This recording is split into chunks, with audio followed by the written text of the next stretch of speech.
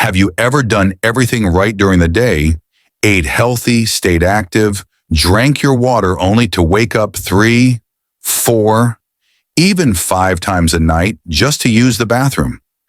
It feels like your body betrays you while you sleep, and no matter how tired you are, you still drag yourself out of bed night after night, walking half asleep to the toilet. The next morning you're exhausted, your balance is off. Your memory feels fuzzy, and all of this just because you couldn't sleep through the night. But what if I told you it doesn't have to be this way? In this video, we'll uncover 5 doctor-approved methods that have helped thousands of people over 65 reduce nighttime bathroom trips by up to 80%.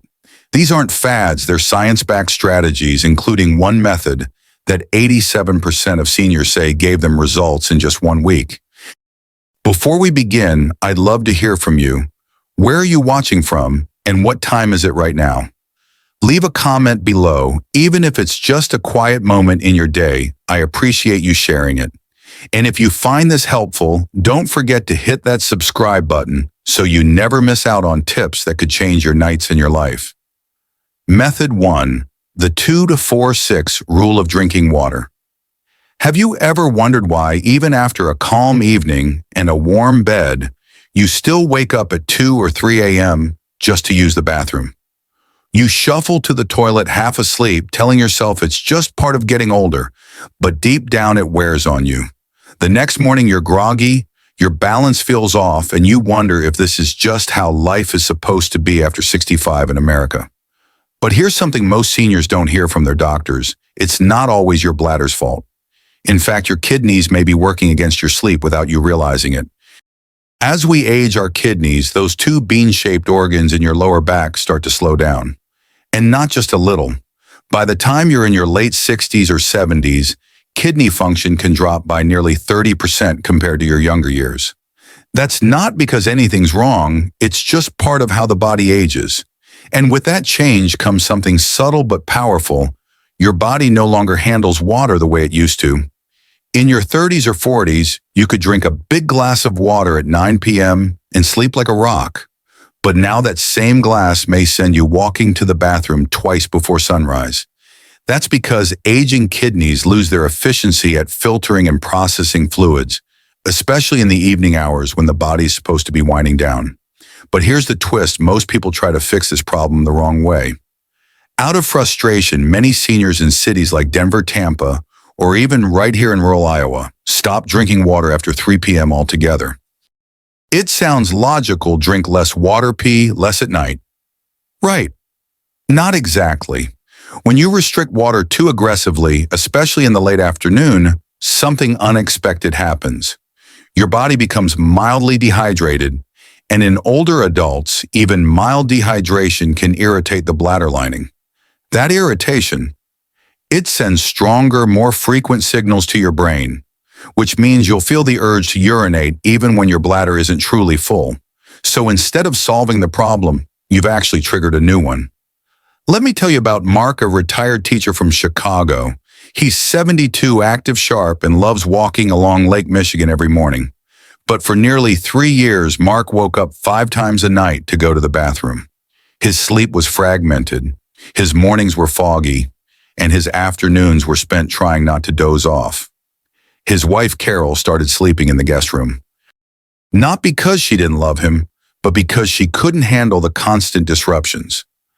Mark tried everything: cutting back water, skipping evening tea, even using over-the-counter bladder support supplements.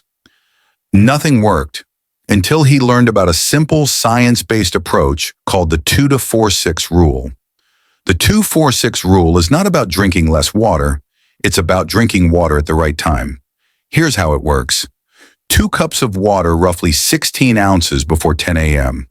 This is when your kidneys are most alert. Your body's internal clock, called the circadian rhythm, boosts kidney function in the morning. That's the best time to give your body hydration. Next, 4 cups, about 32 ounces between 10 a.m. and 4 p.m. Spread it out. 1 cup every 90 minutes or so. Think of this as steady, nourishing hydration, not flooding your system. And finally, no more than 6 ounces of water after 6 p.m. That's less than a typical coffee mug. Just enough to keep your mouth from feeling dry, but not enough to overload your kidneys before bed. Mark tried it. Not perfectly, not overnight, but he stayed consistent. By the end of week 1, his nighttime bathroom trips went from 5 to 3. 2 weeks in, it was down to 1. Some nights he slept straight through. He called it miraculous. But it wasn't a miracle, it was biology working with his body's rhythm, not against it. The science is clear. Your kidneys don't function at full capacity all day long. They're most efficient during the first half of the day, and they naturally slow down in the evening, just like your heart rate and body temperature. By front-loading hydration and tapering it later, you're not only supporting kidney function, you're reducing the burden on your bladder when it matters most while you sleep. Think of it like setting up your day for success. Just like you take your blood pressure pills in the morning or stretch before a walk, timing your hydration supports deeper, less interrupted rest. Now, this may sound like a small thing, but for many older Americans, sleep is more than just comfort. It's independence, it's brain health, it's safety from falls. Sleep isn't just about feeling rested, it protects your memory, your immune system, and your emotional well-being.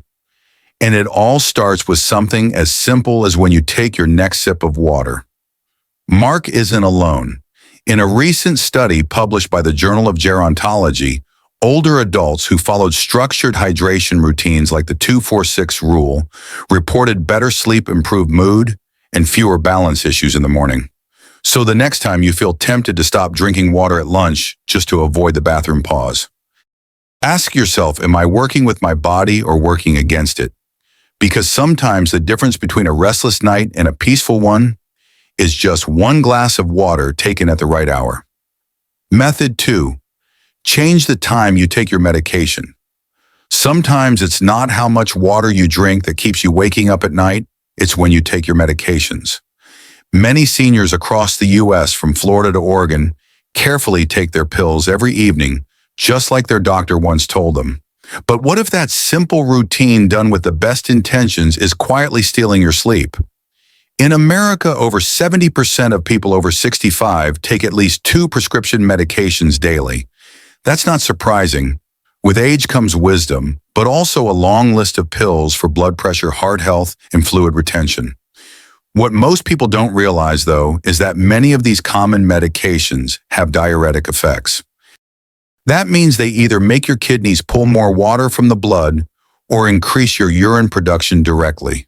So even if you stop drinking water at 6 p.m., your medications might still be signaling your body to create more urine, especially if you take them after dinner. Let's talk about Susan, a retired librarian from Denver. She's 69 years old, lively, thoughtful, and always keeps a tidy schedule. Every evening at 7 p.m., like clockwork, she'd take her blood pressure medication with a glass of water, then settle in with a book and a cup of herbal tea.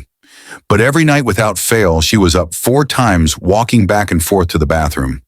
At first, she blamed her bladder, then her tea, then her age. But no matter how much she adjusted her water intake, the pattern didn't change. It wasn't until her daughter, who happens to be a nurse, suggested a closer look at her medication timing that things began to shift. See, Susan's medication was lisinopril, an ACE inhibitor commonly prescribed for high blood pressure. While this medication is effective and safe, it can increase urine output as part of how it lowers blood pressure and manages fluid balance. What Susan didn't realize was that by taking it at night, she was basically instructing her kidneys to stay busy right when they should be slowing down for rest. After talking with her doctor, Susan made a small but powerful change. She moved her medication from 7 p.m. to 7 a.m., taking it right after breakfast. And within 1 week, she was down to just 1 nighttime trip to the bathroom. Some nights she didn't wake up at all. For the first time in years, she felt rested, clear-headed in the mornings, steady on her feet, and even her mood improved. Now here's why this works. Your kidneys follow a daily rhythm just like your brain and your digestive system. During the day when you're upright and moving, your kidneys are more efficient at filtering and processing fluids. But at night, especially when you're lying down, blood flow to the kidneys increases and certain medications can overstimulate the system, leading to excess urine production when your body's supposed to be at rest. If your medication pushes your kidneys at the wrong time, you pay the price in lost sleep, and that's a big deal. In older adults, fragmented sleep is linked to higher risks of memory decline, falls, and even heart issues. So this isn't just about comfort, it's about preserving your independence, your brain, and your future. Now, to be clear, not all medications can be rescheduled, and you should never make changes without talking to your doctor or pharmacist. But here's a helpful guide you can bring to that conversation. Medications with possible diuretic effects include ACE inhibitors like lisinopril, diuretics like hydrochlorothiazide or furosemide Lasix, beta blockers such as metoprolol, certain calcium channel blockers, some combination pills for heart failure or high blood pressure. Even a medication that isn't technically a diuretic can still cause fluid shifts that affect your bladder. That's why timing matters more than we think, especially after retirement, when our routines are more flexible but our sleep is more fragile. Susan's story is just one of thousands across the country. In places like Asheville, North Carolina, and Green Bay, Wisconsin, older adults are starting to rethink not just what they take, but when they take it. The most surprising part, for many people, shifting medication to the morning doesn't reduce effectiveness at all.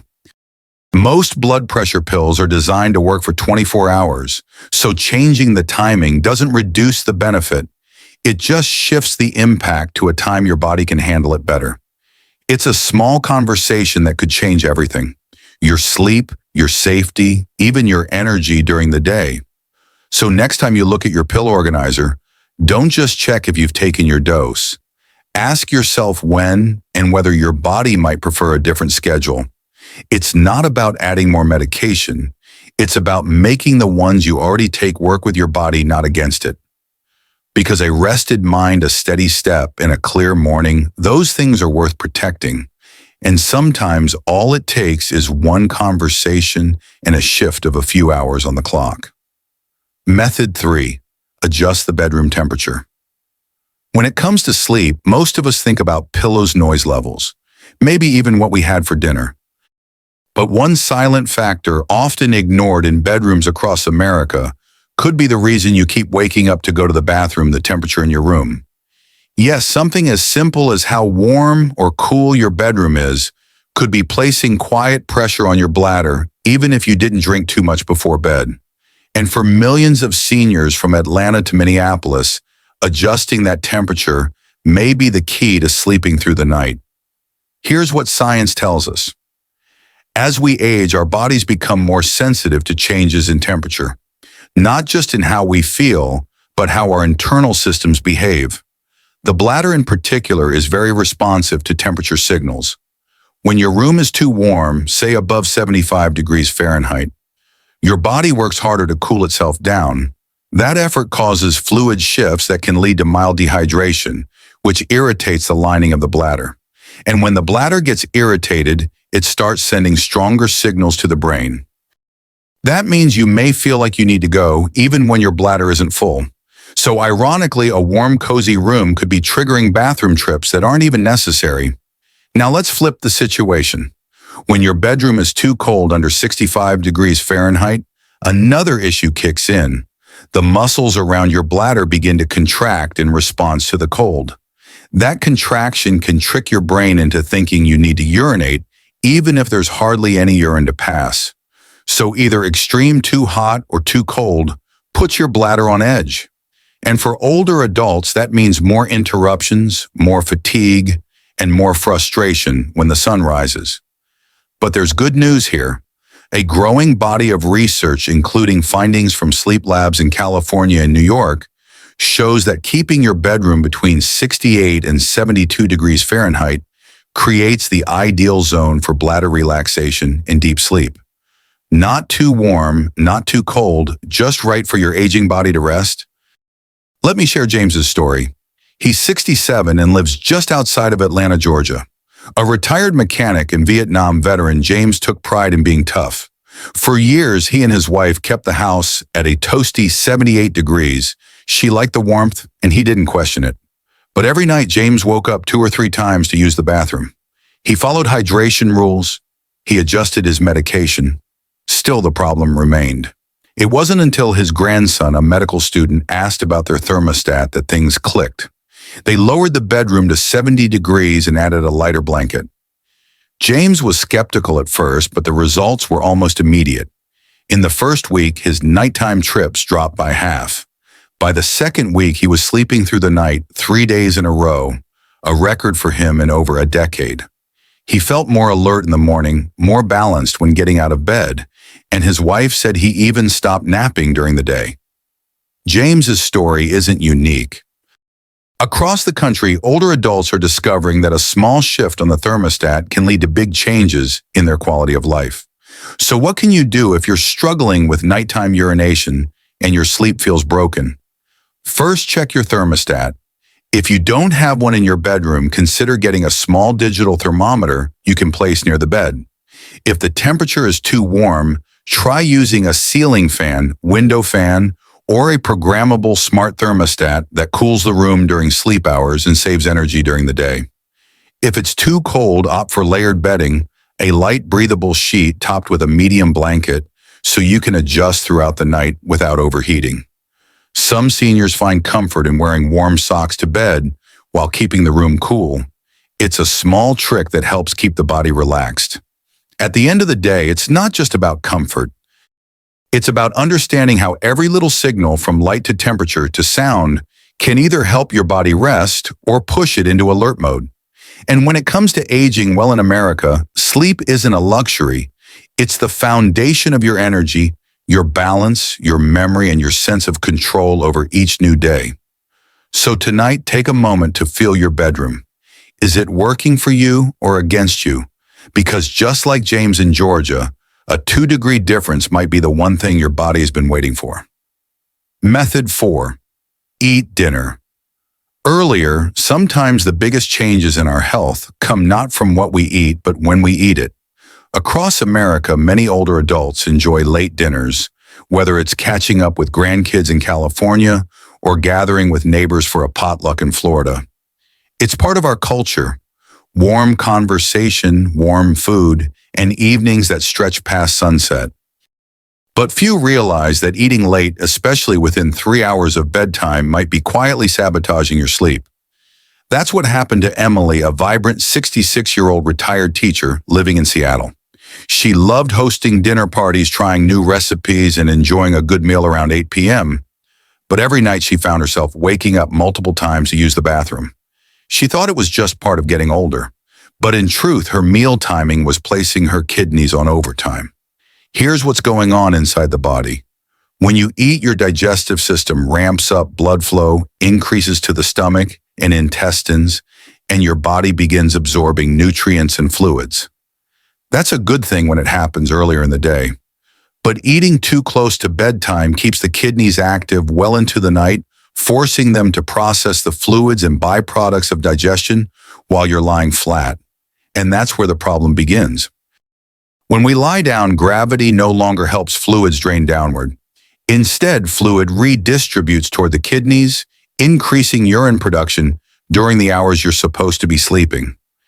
Emily learned this after reading a sleep article from a local health clinic. She decided to try the 3-hour rule, which simply means no solid meals within 3 hours of bedtime.